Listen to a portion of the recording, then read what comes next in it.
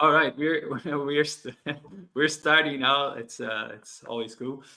So hello everyone. Welcome to expert session number 27. And today we have the privilege of speaking with Martin Lyngaa, a prominent leader in CPG and retail sectors, known for his innovative approach to consulting. Martin's journey has been remarkable, from his early experiences that led him into consulting to the consulting world, and his influential work in guiding organizations to prioritize people in their operations. So, in our session today, we'll delve into the levers behind commercial success, how to prepare companies for growth, and strategies for building organizations that put people first. So, a special thank you to our sponsors, AirMeet, for making this session possible. And without further ado, let's welcome Martin. Martin, welcome. Thanks, Thomas. Of course. Martin, I always start our sessions with the same question, and we've recorded this session a while ago, which is the big picture. So, how did we get here? What's the story? And also, please, you have a fun fact there where you're, an officer. So, give us all and the juice. And I guess this is where you get the story of, the decisive choices that were deliberate all along the way that led us here.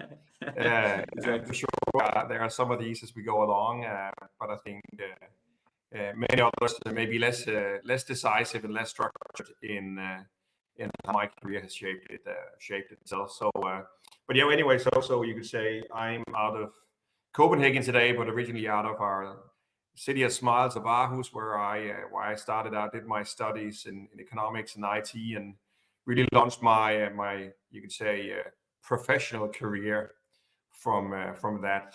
However, I think I'm also shaped, as you point to, a little bit of the background. So you could say 8 years before I finalized my studies, I actually joined the army and have a background as a military officer in the army, and I've worked with intelligence, with the reserve community, deployed to Iraq, and had the pleasure of training and working with a lot of the people that we have supported and sent to Iraq and Afghanistan, and now supporting the whole situation around Ukraine. So that's been a different part of my career, but I think it's shaped a lot of how I think and how I envision leadership, and how I truly believe that the functional expertise along with good leadership is the way to move forward. So we'll come back, I guess, to that point a little bit later. But anyway, in the more professional sense of things, I started my career out in Deloitte back in 2006. Joined them in their business consulting side, and had the pleasure of working in that intersection between digital and IT and business, and how that was shaping the world at that time. And then since moved along, worked at Quart for a number of years, and then Implement has been where I've spent more than 10 years of my consulting career. Had the pleasure also to bridge out and work within the industry, and had the pleasure of working as chief commercial officer for one of our great companies here, entrepreneurial company out of Denmark, and being part of their global journey and taking the next steps in that. So seeing the sides from the consulting point of view, but from the industry of what works, and to a large degree, where does it need to change to actually create effect. So that's me now, situated here in Copenhagen with my family. Fantastic. Thanks, Martin. Martin, your audio is breaking a little bit, and I think it could be your internet connection. I can see a yellow sign there. It's trembling, like like when you speak. So just sometimes, can anyone just give me the thumbs up if you agree, or if it could be my internet as well. So let me know. Yes. So yeah, they agree. But it doesn't mean. I mean, very interesting for now. Just saying. We'll see how it plays out. I'll call my operator afterwards. Yeah. Otherwise, we'll have Bradley working for EE, but I mean they're in Britain. So in case. Hey, Martin. So I'd love to delve into your leadership principles, and I'm not sure if you read that book called Ownership. like I think from some guys in the US who were also in Iraq. And it's extreme ownership. That's the name of the book. I thought that there's a bunch of books around uh, taking responsibility and being responsible for our actions and knowing where we are going. And but I think he was quite eloquent about that. And tell me about your experience working for the army and how that shaped your leadership style working in CPG and retail and whatnot. Yeah. I think if you start out, in the military, the army side of things, there's always it becomes a little bit more serious, meaning that the consequence of the wrong leadership, can have fatal consequences of what you choose to do. Hence, the way that you lead, means a lot. It does as well. We'll come back to the industry. I think just to a large degree, sometimes we forget the importance of being an intentional leader, truly, being invested and being knowledgeable about how you choose to lead. I think the military has, a both when it comes to leadership and when it comes to strategy. I think a lot of the foundations were laid within the military to community. But one thing that struck me from 1998, where I had my first steps to the green clothes, was how leaders at that point of time were these heroic leaders to a large degree, of course, paid somewhat attention to what the people in the units were doing, but large degree, had to point in the right direction, saying this is where we attack and this is how we do things, and then more or less just making sure that you kind of push people forward. And I think if you're looking at what is leadership today in the military, it's a very different things. I mean, yes, you still need to make sure you are the leader that sets the direction or aspiration. What's the end state of what we're trying to achieve in this, operations, or maybe more tactical scheme of things. But the importance of your functional specialists and your willingness to leaders to engage, to involve, and to listen to what they bring to the table has just become a much more important part of what it means to be a leader in the military world today. So in that context, of course, it's different things. It's how you work with your engineers. It's how you work with your artillery. It's how you work with the logistics. It's how all of these things tie together in that either defensive or offensive operation of things that you are doing. But you as a leader need to understand and listen to how each of these things support, because only then you are able to be successful and actually achieve your end state. So the other thing, which I think a lot of the private industry and maybe even more the public industry is missing, then is, however, there's a time for listening and there's a time for leading and moving forward. So at some point of time, given the information that we have available, we need to make decisions, right? We need to make informed decisions and we need to move forward. Because in the military world, if you don't move forward or if you're not prepared in time, well, ultimately that means lives, right? That means destruction and failure on a more kind of societal scale. Whereas if you move into the industry, of course, maybe the downfall of poor leadership is less violent. But how we choose to lead and how we choose to timely lead and be intentional in how you lead still, I think, means a lot in that sense. Hmm. When we look at leadership, both at the army, because of the army, you have an imminent threat, which is very concrete. It's death. Like if you're in Iraq, right? uh, you're gonna die. Like if you don't follow what your leader is saying, and if you don't, I don't know if whether it's attack or go back, and the industry. I mean, the worst that can happen, yeah, company can break and can become insolvent, but you won't necessarily die.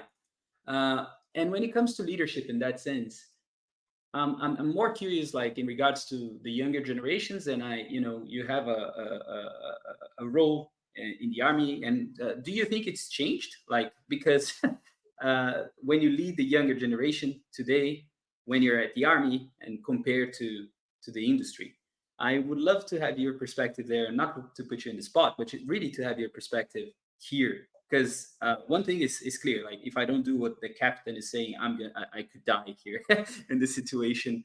And on the other hand, when you're leading people in a company, I mean, they won't die, and they get a salary, So what's your take on that? Yeah, so maybe just the last kind of pivot from the, you could say, the military world. I think there's a big distinction between, when you lead people directly and what that means, right? Which at a military level would be, kind of at the group or platoon level, to when you then start becoming a leader of leaders, and where you choose to lead others through, intermediate leaders, which means and does a lot different. In the military, you've always had this approach of thinking at least two levels down, making sure that you were very, very aware, not of just your own peers, but also the level below, is making sure that you interconnect with what's happening. So I think if you move to the industry and the real world of things, of where we are when we are in at least white shirts and what else you choose to wear to work, I think leadership is as important as ever.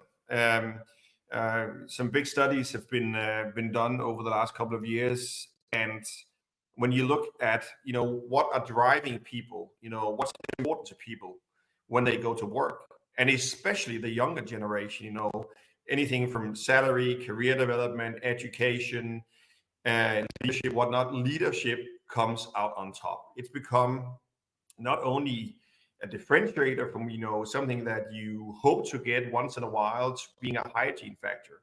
If you don't get good leadership, you simply choose to leave, right? You want to make sure. And then what does that mean from different generations? Of course, that means different things. And I think that's the tricky point of being a leader today, because you're not a leader of one generation. You're not a leader of one kind of diversity. And you are not the leader of you could say, people with necessarily, at least as a starting point, the same values. So I think as a leader, it's important that you embrace the diversity that you have in your team. And that's generations, it's gender, it's nationalities, and it's many other things that shapes how you need to be as a leader. And then again, my point on intentional leadership is, how do we make sure that leadership doesn't become something that just sits on a water bottle, and something we talk to as we believe, as leaders, we need to have integrity. But what does that mean? What does it mean as a leadership principle? How does it mean if we as a company have, we want to build autonomy? How do you as a leader act when it's your job, and maybe you're at the end, you're responsible for whatever KPIs that are set up, but that people have autonomy to do their job? So I think for these younger generation, these are some of the things, autonomy, much more sense making in the role, much more involvement. There's an element of, needing to make sure that you have choices and that you have a voice, that you're being heard, but you're also part of that decision structure and loop that goes on in the company. And I think that's where we as leaders need to develop our skills, be inherent to what are the important things, and then how do you do it. Martin, in your roles at Implement Consulting Group, you worked with a number of companies. And what are some of the, let's say, effective strategies, but also business cases that you could mention that are, that you guys work there, that our members, we have at least 13, 12 people watching here, that, you could share some cases, interesting cases, hands-on stuff that people could take away from today, from this conversation. Yeah. So maybe let me start from the industry, because I think from the industry point of view, and you could say maybe my step change into that was a brilliant but yet hard learning experience, also to what does it mean being a consultant and a leader within consultants, being a leader within an industry and in a team where suddenly the everyday execution is 95% of where you are. So I think if you're looking at where the learnings here from working at a company, an entrepreneurial company who really proven itself on a national scale in Denmark, who then grew to become like a Nordic player, and now developed to become, in sense, a global player.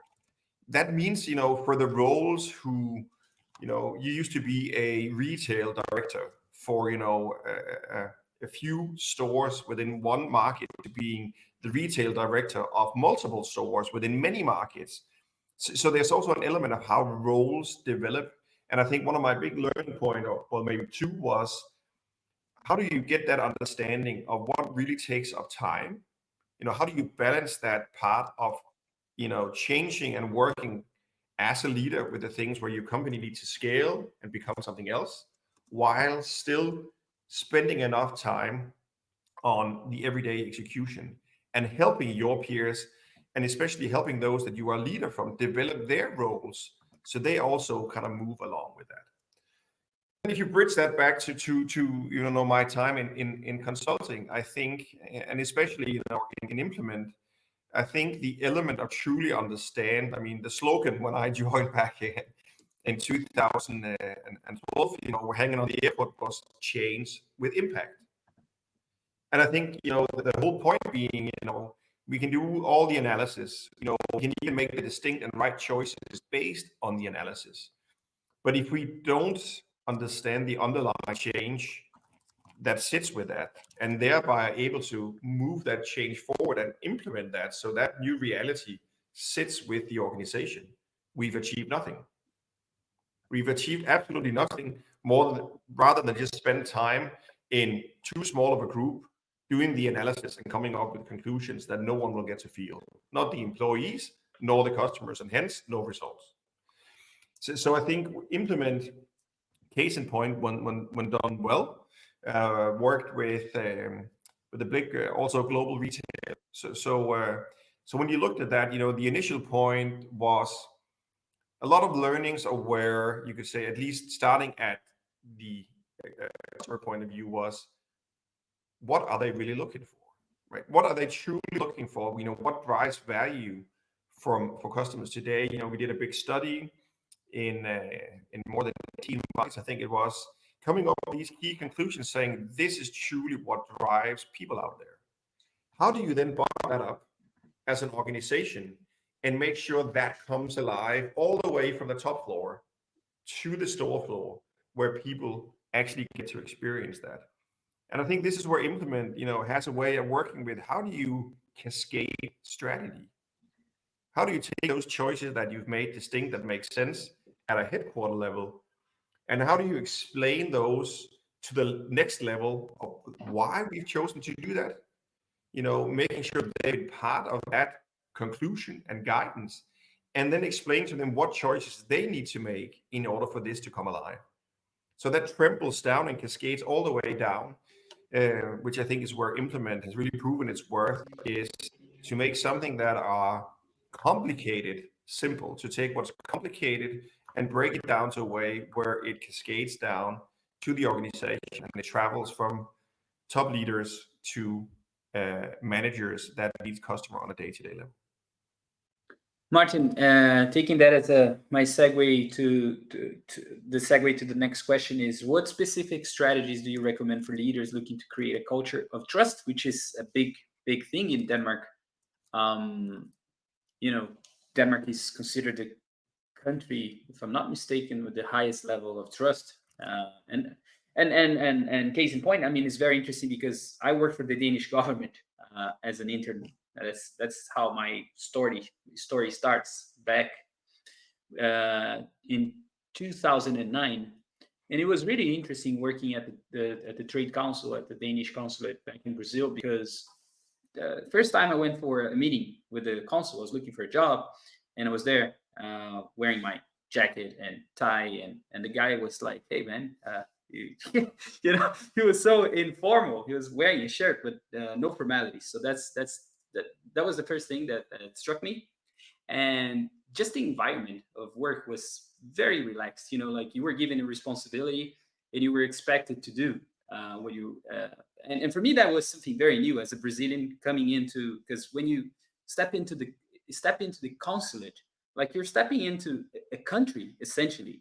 Even though I was in Brazil, but I was stepping into the kingdom of Denmark. Like it was very, very different. So that's how I started understanding the Danish culture, and now it's somewhat part of what I am.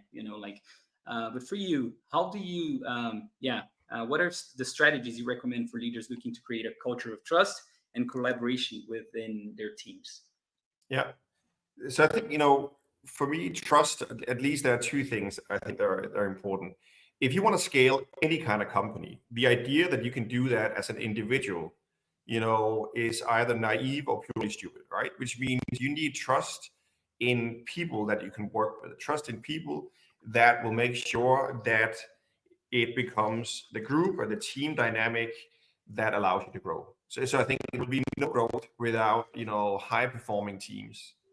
Which brings me to the other point. So many of you might have heard of Tuckman's model, the whole idea of forming, storming, norming, and performing, right? And I think the big, when you go down to the valley of storming, where you have the despair and change is happening and it doesn't feel good and people are frustrated, to you actually get to the part where you start as a team to be norming and getting ready to performing, is the key element of coming up to that is trust. It's trust in us as individuals, and it's trust in knowing that what you bring to the table and the expertise that you bring in and the tasks that you have been given, that you will be responsible for those and you will bring in. And I trust that you will do your best, and you trust that I will do my best. And because when that is not in place, we will never become a high performing team, and we will never be able to kind of move any kind of growth journey anywhere. So I think the one strategy is truly understand how do you create high performing teams, because without performing teams, you will not be able to move your organization anywhere. So I think the other part of strategies is, I think there's an element of not trying to solve everything at once. Sometimes when you do strategies, it becomes the story of Nokia, going from rubber boots to mobile phones. And every time you do a strategy, you need to redefine your whole organization or your whole business model, which is rarely the case. So I think many strategies, to a large extent, is about understanding, of course, what's the North Star? What's my vision?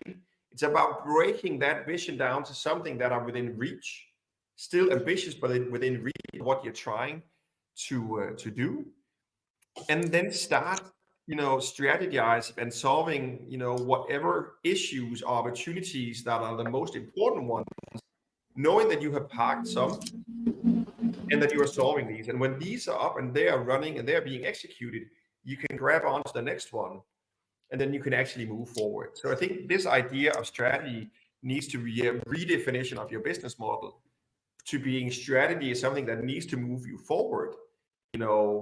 And sometimes, yes, that's a revolution. Other times that's an evolution, of course, that calls for different things depending on the amount of disruption you see in your industry and whatnot. But truly, you need high performing teams, you need teams to move forward, you need people to work with you, and you need a strategy that's clear where you're not trying to solve everything at once. Coming back to my initial point, if you're trying to do too many things at a business that needs to execute at the same time, right, you won't get anywhere. You'll have projects and ideas that looks good on a roadmap, and you might be moving forward, but the rest of the organization, they kind of dropped out of the boats while we're trying to get there. So that's key when you work with strategy. All right. I have a case here that I've seen them talking about you guys on LinkedIn. So maybe I can share that, which is Jysk, right? So, and I mean, they are well known in Denmark. For you guys who are not familiar with the brand, because in Denmark they have this thing about writing in one way and pronouncing in a completely different way. But this is a very large organization. They have several stores. And I think what's interesting in their case, what I recall, Martin, from Michael sharing, and also the other gentleman that I participated in a roundtable that you invited me once, is, so you have the Danish core, the Danish culture, right? But then they are present, at least in Europe, all over Europe, right? So in terms of their expansion, I think it's an interesting case. If you could share how did they keep this people first, let's say, approach to have this bigger vision, as you're saying, but then cascading it down into the other countries and management teams and etc. If you're able to share some of the work you guys done there. Yeah. Yes, so I think that in many ways that the journey that Jysk has been on has been quite amazing, right? I think on a global scale, of course, they are the number one competitor to IKEA, and Mhm. in the European market, of course, head to head in every market you'd find. I think the unique part, maybe to start there with Jysk is actually in fact the empowerment that this organization to a large degree has worked with, right? So being founded by Lars Larsen, as the Koopman, as you say, the tradesman of how to do things, to actually now becoming a multinational organization where you have many strong, you could say, leaders along the different markets, which now has learned and kind of lived the DNA that sits within the Jysk organization. So I think that empowerment is part of what they have been extremely successful with, right? I mean, of course, if you start it out and break it down, any company is, at least when you're in the consumer goods and retail space, we're defined by the products we have, the quality of those products, the relevance of those products, the characteristics of those products, and even when marketing takes over, also the feeling and what that generates for me, as products, and we are the services, how we deliver the customer experience and how you feel as you interact with this company, right? So in essence, that's what we feel as shoppers.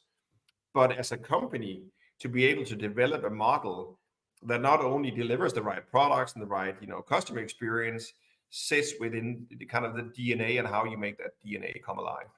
So I think of the many companies that I worked with, they are probably the company who's been best at kind of breaking that down and saying, these are the true values, and these are our leadership principles, and not as a static necessarily value or leadership value, but continuously being interested in what really drives and makes a difference, and making sure that these things doesn't just sit on a water bottle, but become something we talk about, something we put into the everyday situations of how you talk together as leaders and peers, how you talk together in a market, how you talk together, among store managers, and how that everyday dialogue looks like from someone who just contributes with 10 hours a week to those being full-time employed in this organization. And I think when you look with Jysk in many of the markets, if they are not number one, they are in the top three of most recognized employees. I mean, their churn is low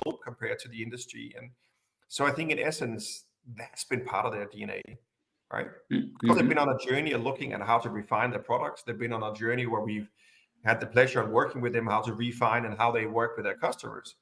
But they are also been on a journey of going from being, this small store out of Aarhus, which was the first one opening up, to now having more than 3,000 stores around the globe, where you need to make sure that that DNA of how you want to be a business stays alive.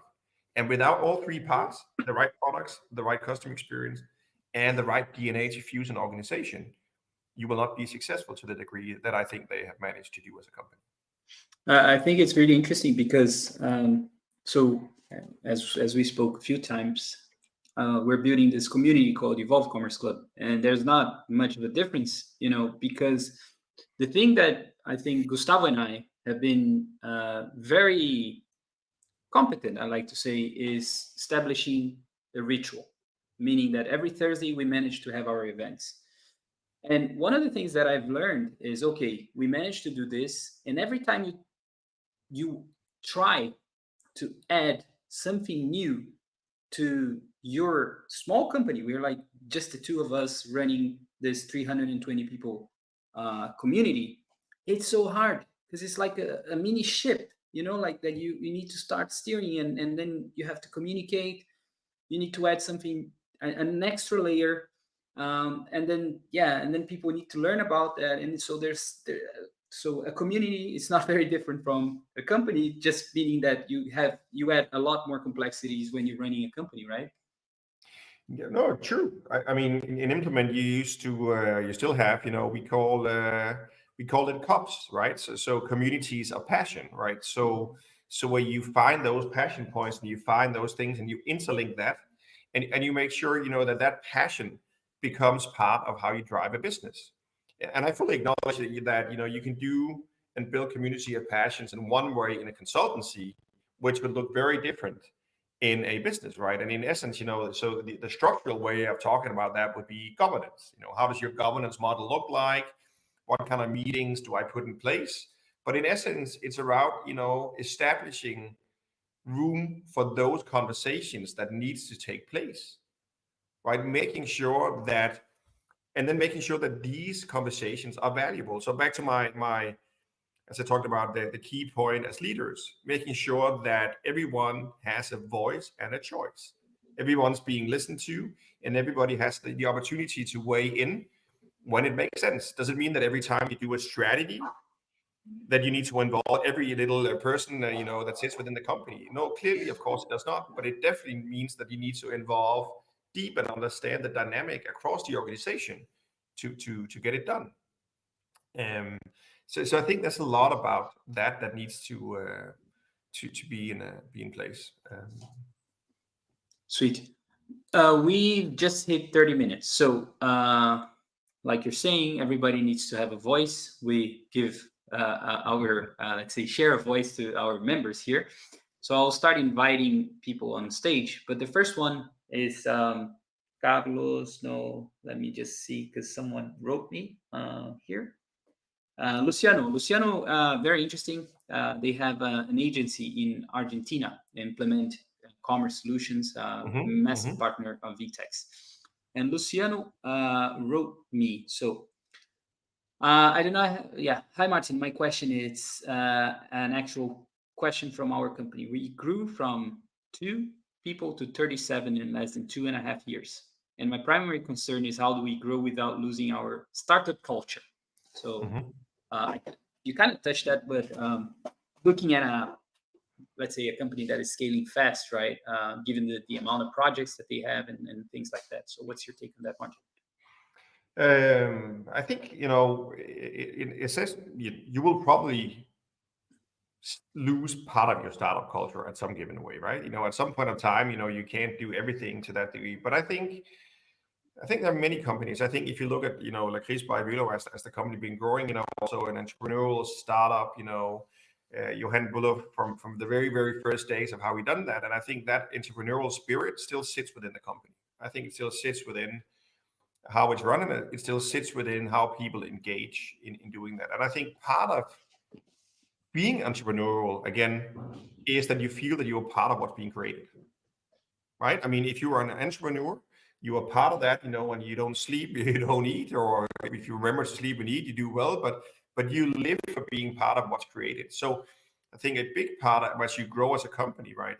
From 1-2 people to 10 people, from 10 people to 30 people, there are some kind of pivots, around the 30, 50, 100, where these things take place. And when you surpass 200, you get to that point where you don't necessarily start knowing everyone. You don't necessarily know, the recruitment process, scales up. You don't have time to be a part of every interview, which means, that you need to, install a culture where that gets to live. But I think, however, how you run it with the values and how you, put your governance and how you make your governance structure have, you could say, the right elements of being entrepreneurial, making sure that these governance boards and these meetings have an opportunity to be part of that growth that the company are. This is how you truly dare to stay entrepreneurial. And then you look at the big companies, suddenly now you're at divisions and several thousands and whatnot. And then, I mean, Gary Hamel had that idea of slice the organization, so you have these kind of sizes where you do that. And I think as you grow, and especially when you grow big, you form these communities of passion. You make sure that you have something where you can still be entrepreneurial within those corner flags of that business. So I think to that question, you reach that point, make sure that different communities of passion are formed and stays alive, and that the entrepreneurial spirit stays there as you move forward. Then you're able to scale and to keep on the entrepreneurial spirit. Thank you, Martin. We have now Hawan. Hawan has also an agency. They implement Shopify. Very interesting entrepreneur based in Florida now. They have over 2,500 clients. So, Hawan, are you there? Yeah, you should be here. Da-da-da. Gustavo, could you please check if he's at the backstage? Not sure. Yeah, there he is. All right. Oh, so sorry, man. I moved him to backstage. Sorry. Go ahead. No, now okay. I think. Hi, Martin. Nice to Hey. meet you. Thank you very much for sharing your experience. It's been a really great session. I really enjoyed what you talk about your military history and your experience, and I always find really interesting the connection about military strategy and business strategy. Mhm. I believe that's it's in the military where all the strategy begins. So thank you very much for your time. I'd like to ask you about that you are a leader in the sales team, and how do you lead in different countries in a global level? If you have like rituals or how to do that. I'm expanding my business now from Brazil Mhm. to US, so of course there are a lot of challenge. So I'd like Yeah. to hear for someone more experienced. Yeah, so I think, I mean, the easy choice, and maybe, a little bit Scandinavian or maybe even Danish, I'd say, would be to say, we are strong believers in kind of the culture that sits within Denmark and the Nordics, and to a large degree, for many of the companies, at least who expanded out of Denmark and the Nordics, Jysk being one of them, but many others kind of, adhere to that culture, which is, again, a culture where, you are invited in, you are expected as a leader to invite your team in. You're not expected and, not even wanted just to be a heroic leader. And you want to invite your team into what you do. But that being said, of course, I mean, there are significant differences, as you start going global. I've had the pleasure of working a lot in North America. I've had the pleasure of working a lot in the Middle East. I have not had the pleasure of working, unfortunately, so much in South America and in Brazil, but maybe that's to come. But definitely we do see different cultures, and what we sometimes perceive as leaders who are vulnerable, who dares to share somewhat of themselves. Sometimes, to a degree in the Middle East, sometimes are looked upon as weak, right? So how do you balance something which we know needs to work? We see it being stronger when you become not an individual scaling, but a team scaling, but you need to do it in a different way. So I think there's an interpretation that needs to be done where you do it, with the respect for the cultural norms and how things are done. But you look at the leadership principles that drive growth. I mean, and again, if you look across companies, the ones that manage to grow year on year, right? They manage to create high performing teams, right? And the ones who fail to do that fail to involve the organization in creating those changes. So again, looking to the US, right? So again, when it's worst, right? This is big companies, everyone in their small cubicles, with a very little box of what they need to get done, and the responsibilities, is you just need to fix in the playground you have, the corner flags has been put around that cubicle. And maybe to some degree that has worked in the past. And of course, as you grow your company, you need to remember what have people been used to, right? So if you start working with a different leadership culture to bring that forward because you see that working, of course you need to be aware of that transition. You need to be aware of that transition from doing that to actually inviting people in to be part of it. You've seen that to a large degree also if we move east, right? So the further east we move, that again, there's been an element of kind of less involvement to a large degree, which means, you looked upwards, right? And you looked at your leaders and you expected them to have an answer, and you weren't looked and you didn't think about that you need to have an opinion. You were just executing what's being done. But even here, we see the dynamic changing. So I think it's important to understand what's true to your business. What do you believe to be the principle? But then being very aware about what culture are you tapping into, and how far is that from the journey that you experience. So it doesn't just become a one fits all, but it becomes a DNA, and then the mutation of those two DNAs is what will make you successful in the US, or that mutation will look a little bit different when you choose to open up your business, in Europe, and that mutation look differently from where you started. But I think it's the positive mutations of your DNA that makes a business strong. Nice. Thank you very much, Martin. Yeah, and if I may add to this point, because I think this is a very interesting topic, and would love if you could expand, Martin. I think this DNA aspect, and we are all very international people here. So Carlos, the next person to ask, is a Brazilian in London. Martin traveled the world. Hawan is now in the US.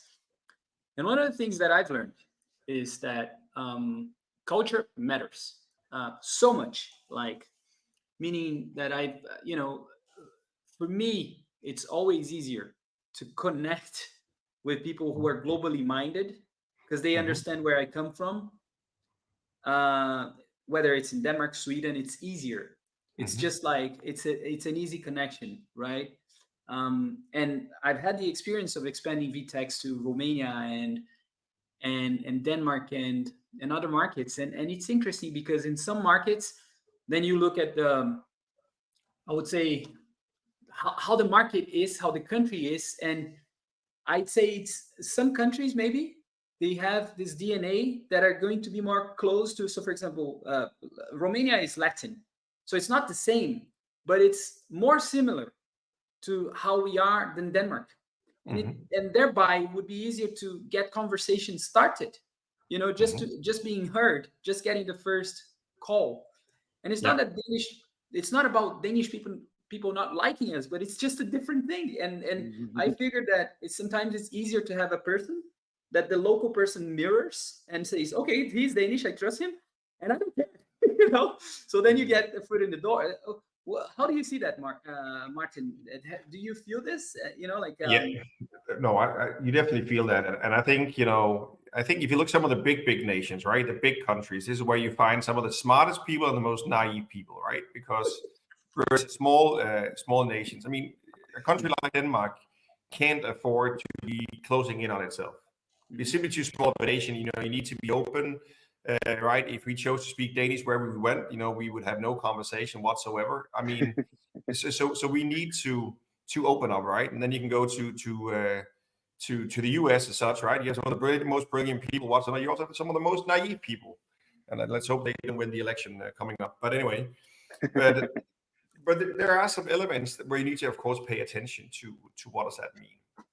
Then my reflection, Carlos, what you're saying is, I think people who have experienced coming out on the other side of how diversity creates better results will have that kind of openness.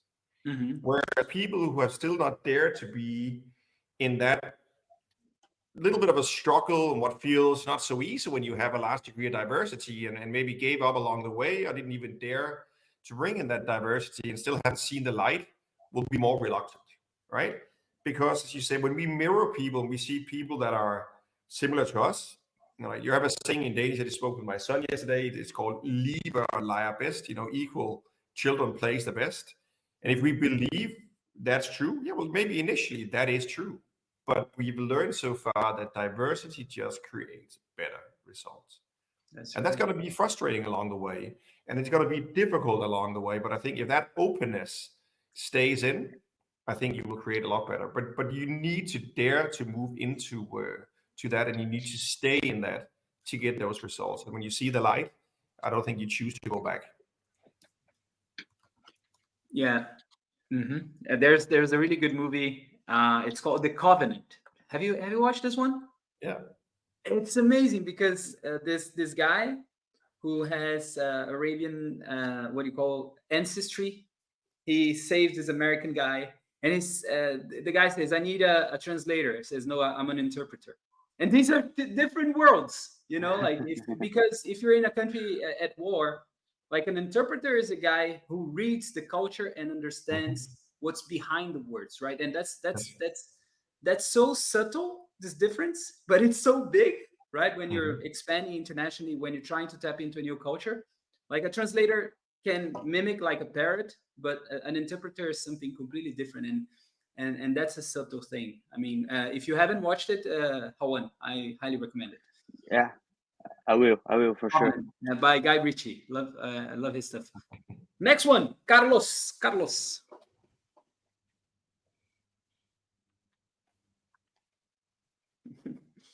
Hi everyone, can you hear me? Yes, very well. I Go ahead, think man. my camera is not working, right? It's No, sometimes it happens, but okay. um, First of all, Martin, thank you for sharing your experience. Very interesting.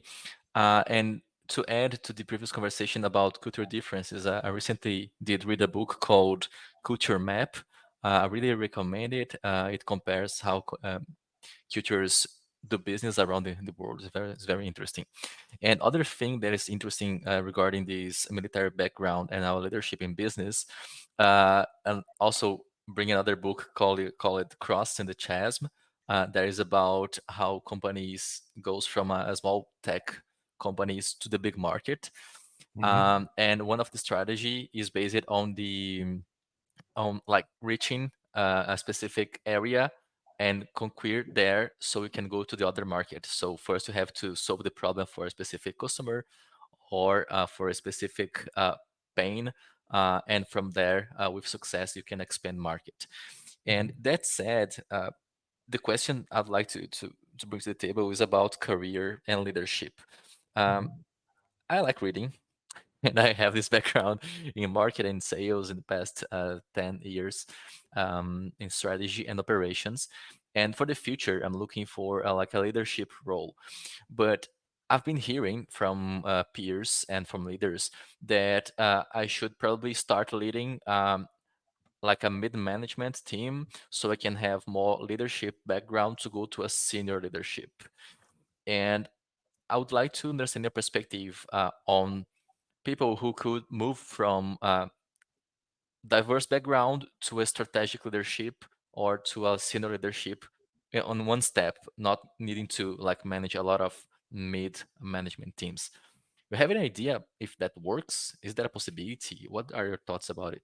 I, where it always needs to kind of, go step by step, and you do that. And I think also there's an element of, um, being good at leading people on a day-to-day basis, and what that means, where you're truly in the same boat as they are, or leading and truly understanding that interconnectivity between the different boats and where that does. And some, people, are great at doing both, and others are, great at doing either or.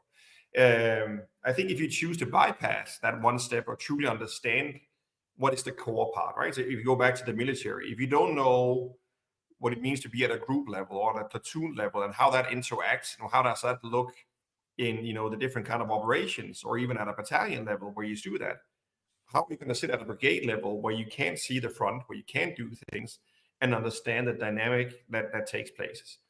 Does that mean you can't jump, to that level and have a great understanding? No, I think you can do that, but it definitely requires that you invest time with those teams, that you invest time in truly understanding the background of how does that look like, and then work from there. So I don't think you necessarily need to take all of the steps to do it. And I think when you work with, maybe sales is easier. I mean, quite often, the best guy or girl at selling is the one that they make head of the department, and suddenly that person doesn't sell anymore, and it's a disaster as a leader. Whereas, if you take them on one level, they might be good at creating the structures, for how we choose to sell and how we choose to do things, but maybe that's not a preference. So I think when you balance talent with your preference and what you do that, this is when you're successful. So I don't have a straight answer, Carlos. If you want to, I definitely think you can jump, and I think for some there would also be a value. So if you go the steps, you will learn. If you jump, you definitely need to invest time downwards to be a successful leader at the top. Interesting. So it's much about like open these kind of conversations and adding value, but it's a balance, right? Because you don't have the full vision, you don't have the full trust from like the high leadership to have access to all the informations.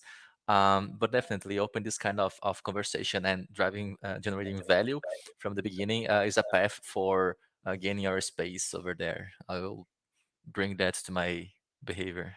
Thank you for your inputs. You're welcome. All right. So we have Peter. Peter, I'm not sure if he's here. Peter is the head of engineering products at Carlsberg, Martin, and I'll show on stage his question. So the timing of this talk and my latest blog post could not have been better. In my post, I touch upon how some business leaders compare Scrum teams with SEAL teams that are able to solve problems independently. In terms of engineering, this leads to teams solving problems in parallel and drifting from best practices. Yeah. So I like to say, I like to say that SEAL teams indeed can solve problems independently, but they use the same training, methods, and processes. What is Martin's perspective on this? SEAL teams, engineering teams, processes, and whatnot.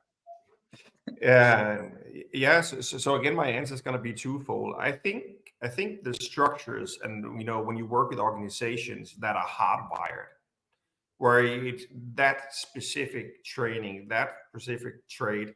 I think some of the MVPs of consulting, they have a little bit of the same. They're quite hardwired. This is how it looks like. This is how we do things, and you can step into any kind of office out of Copenhagen, Beijing, Chicago and whatnot, and it'll be hardwired. And I think the SEAL teams, and our special operation teams, in any nation, they have that distinct trait. I mean, they know that, and there are no doubt, the methodology and how you work in the trades, which means they are extremely effective on doing one thing. And I think that's the point, right? So when you need a team that needs to be extremely effective at doing one thing, I think the SEAL methodology and the hard wiring is amazing, right? So when you do Scrum and you work with IT and you need to do, one specific kind of project that fits that purpose, I think you will be successful.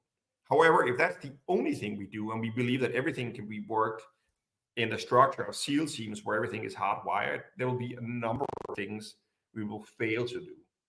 But because when it's not, when it doesn't call, it's like, every time you have a hammer, you see a nail. I think there are elements sometimes where the world around us or the commercial problem has a difference to it, where we need to adapt as people and how we work. And it requires different kinds of people. And it requires diversity. You bring into the team so you have different views and different ways of working that allow you to move that forward. So the case of working with the Scrum teams and how that looks like, I think you need to bring those teams out of the bi-weekly loops of where they do things and where they work, and make sure that best practice and that, let me call it, infusing of new knowledge also gets and becomes an embedded part, right? And I still love the idea of DNA mutation, because if we hardwire the way that we do, but we then allow ourselves to learn from what's going on, right? Then we mutate as a team and we can go back to solving it. But different problems will require different solutions. SEAL, hardwired teams, relevant for some things, and definitely a different structure, more loose, and a different diversity is needed to solving other problems. So there's not a one size fits all in my mind to the problems that we face in the world. Brilliant. Thank you, Martin. So we should have one more minute, and then I'll have to leave Martin off our hook. So any further questions? But this has been very, very nice. Martin, what do you thought of this format and experience here? It's your second time at Evolve Commerce Club. So yeah, true. We changed it. Yeah. I mean, I think it's always great to. I love being challenged and having conversations.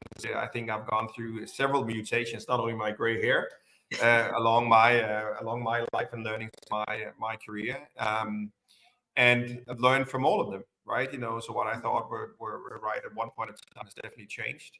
Of course, I have some of the things that I truly believe in makes a difference, and that shapes who I am as a person. So I appreciate these opportunities today. Maybe it was me more answering questions than necessarily being provoked in other things. So I think that, again, this format, there's one thing I think when we did the last session a couple of years back, we had the possibility to challenge one another on specific topics, and I think that format does something else. So, but anyway, it's a pleasure to have this opportunity to share a little bit on my thing. Yeah, for sure. Martin, I haven't done this question, and since you're talking about it, and you're such a great moderator as well yourself, what's the one thing you would improve here, or you would add to the format that we are doing? I think the key question is maybe if there's from the early conversations to this, to questions, to if, based on, is there one or two topics where it then makes sense to kind of split in and discuss, right?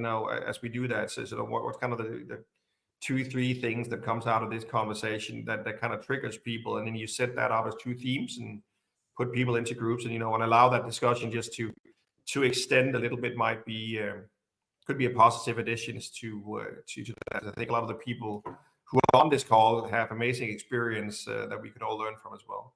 So that could be one trick. Thank you very much for that. So I don't think we have any ladies. The only one was Alexia. She had an issue. So gents and future ladies, we're going to be watching this.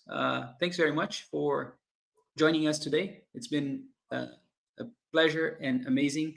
Always great to learn from experts. And today, Martin Lyngaa Simonsen delivered a real cool masterclass on leadership and his views on it.